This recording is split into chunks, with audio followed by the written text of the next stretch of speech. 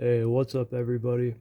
When Life Nearly Died, The Greatest Mass Extinction of All Time by Michael J. Benton. So I decided that I'm done reading only Pulitzer Prize winning books for the month of May. When I first chose to undertake that challenge, I told myself that I would not allow it to impose restrictions or limitations on the enrichment that I seek as a book lover. And I really enjoyed each of the books that I read for Pulitzer Month, but there are a number of books that I've just been dying to read. One of which, no pun intended, is When Life Nearly Died. And reading The Sixth Extinction just made me want to read this one that much more. So here we are. So Michael J. Benton is a paleontologist, professor of vertebrate paleontology at the University of Bristol, and he's written a number of books, mostly on dinosaurs. Everybody loves dinosaurs, right? We all know all about them and that they were wiped out by an asteroid 66 million years ago. But not too many people know that that extinction event is just the most recent major extinction event in Earth's history. It's kind of crazy to think about dinosaurs as being a recent thing on Earth, isn't it? It really helps to put the age of the Earth into perspective. But life also experienced another mass extinction event between the Triassic and Jurassic periods, which we heard about in The Rise and Fall of Dinosaurs by Steve Brissotti.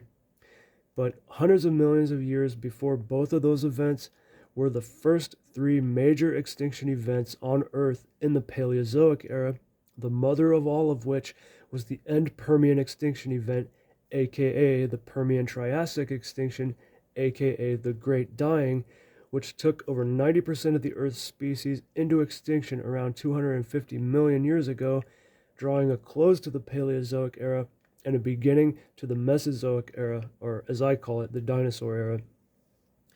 Guys, I loved this book. This book is part geology, part paleontology, part biology, part history, part first person narrative.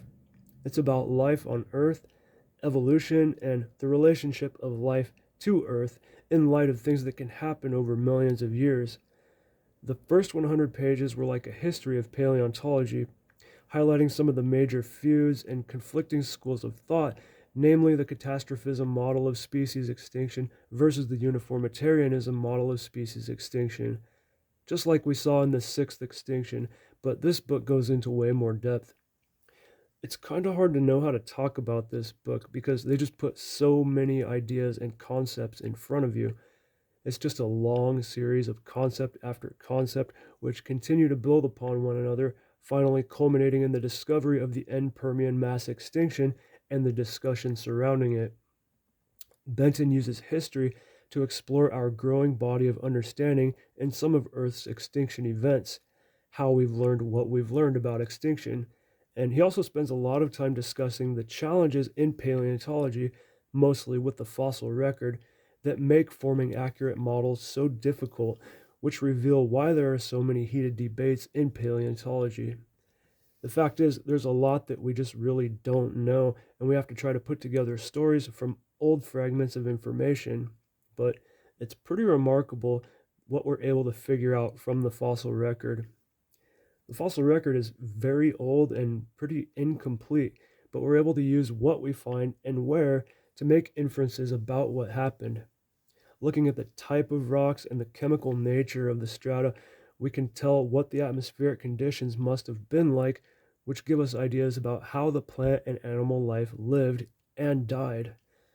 Another big theme we examine with the extinctions is who survives them.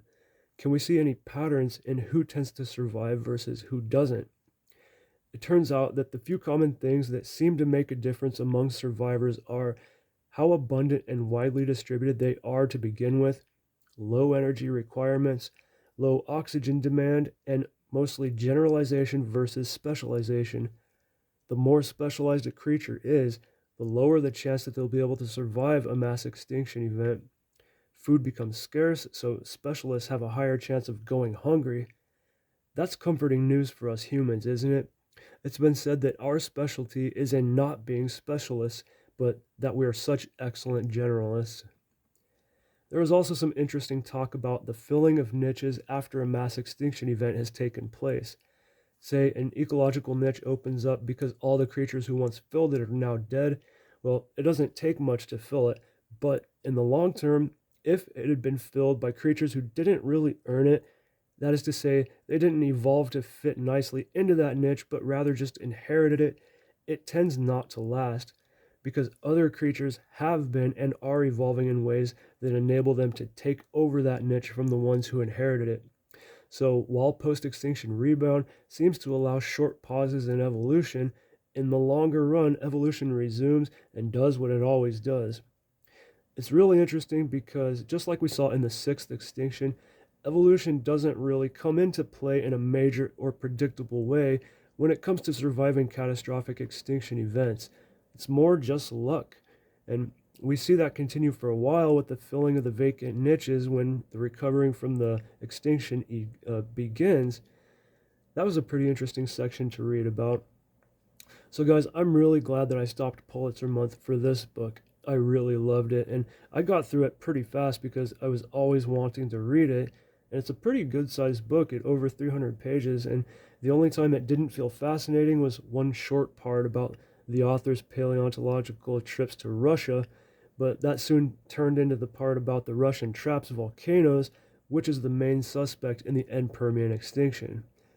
Benton also does a nice job putting the reader back into these places so long ago, especially in descriptions of the volcanoes poisoning the atmosphere and ushering in the mass extinction. The way he writes makes you feel like you're there, and it's really cool. There are some nice drawings, as well as many charts and graphs and maps. This book is full of science, history, and philosophy. It can be a bit dry in some spots, but I thought the whole book was pretty fascinating. I loved it. Okay, that's it for this one, guys. Thank you for watching. I hope you enjoyed the video. Thank you for watching the Pulitzer Month videos, too. I hope you liked those, too. But including this one, I do have some really interesting looking books coming up. The next one may take a while to get through because it's pretty big, so stay tuned for that.